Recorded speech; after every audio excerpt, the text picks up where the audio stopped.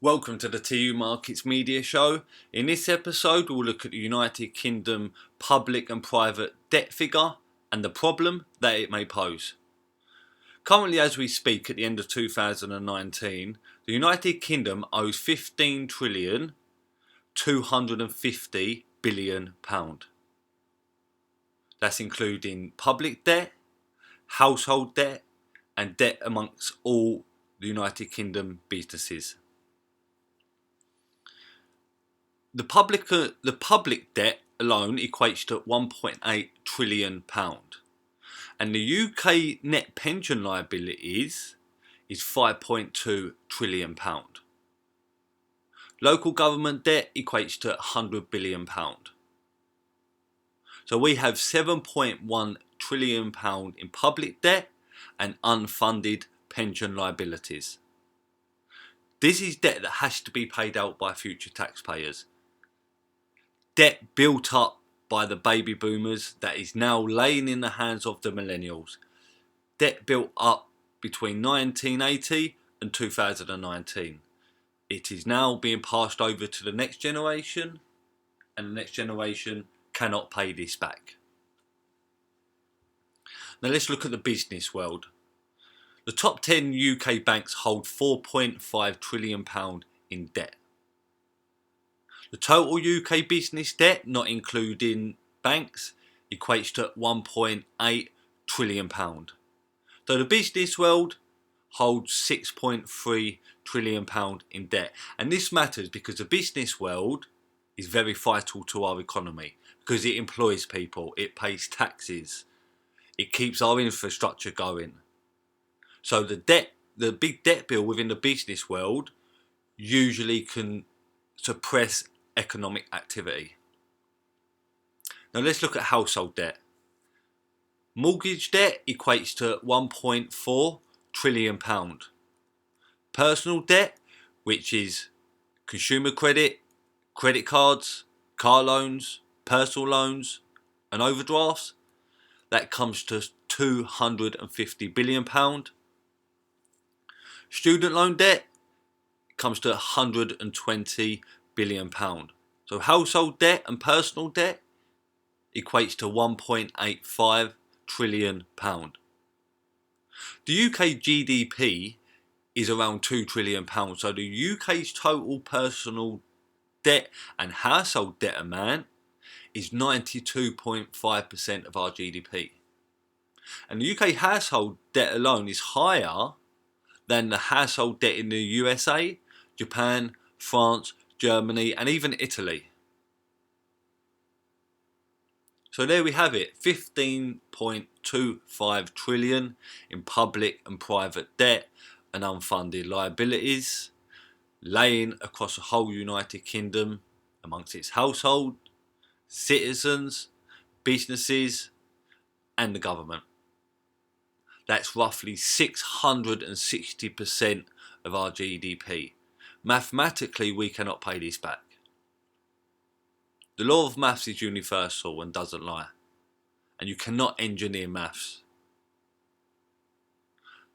So we must come to the conclusion and we must ask ourselves, how can we pay this debt back? Or shall we pay this debt back? By the way, all of these figures are based on figures and sources from the Bank of England, the ONS, Statista, Hargreaves and Lansdown and many more. So do check up the debt within the United Kingdom, not only public debt, private debt, pensions, business debt, you name it, feel free to go check it up. The total amount equates to £15.25 trillion. A whopping number. We would never thought these numbers 100 years ago. We never thought these numbers 20 years ago. We wouldn't, but now it just keeps rising and keeps rising. So what will happen when this debt bubble bursts? When reality hits and a country realises that this debt cannot be paid back, the result will be devastating. What will it look like and when will this debt bubble burst? And how will it affect us? Well, we cannot print more money, which is debt because that's just using new debt to pay off old debt, lending off Peter to pay Paul. Very unsustainable.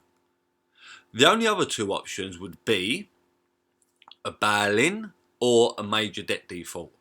Both would cause a deep recession or a depression. A bail-in is where banks will bail in themselves via decreasing the debt they owe. For example, they will say to unsecured lenders, look, for every pound we owe you, let's say 80 pence.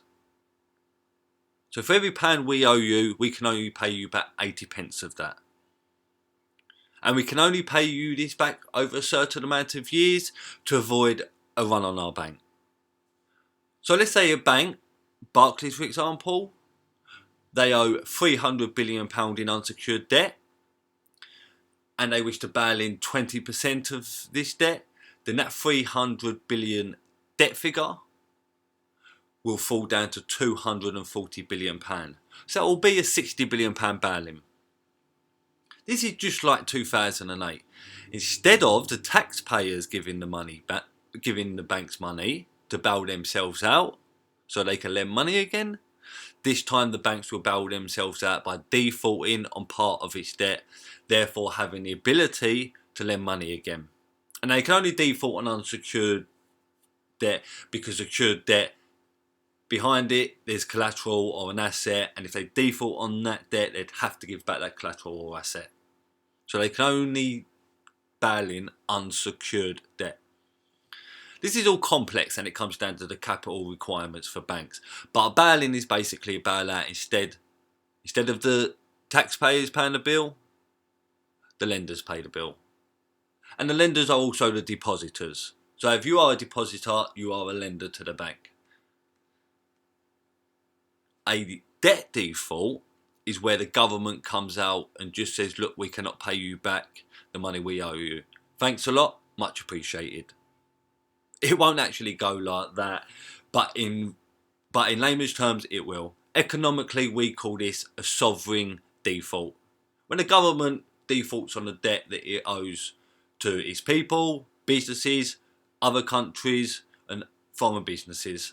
It's happened before, Greece, Russia and many others. I believe Greece defaulted on, I think it was 1.5, 1.6 trillion euros about 4 or 5 years ago to the IMF.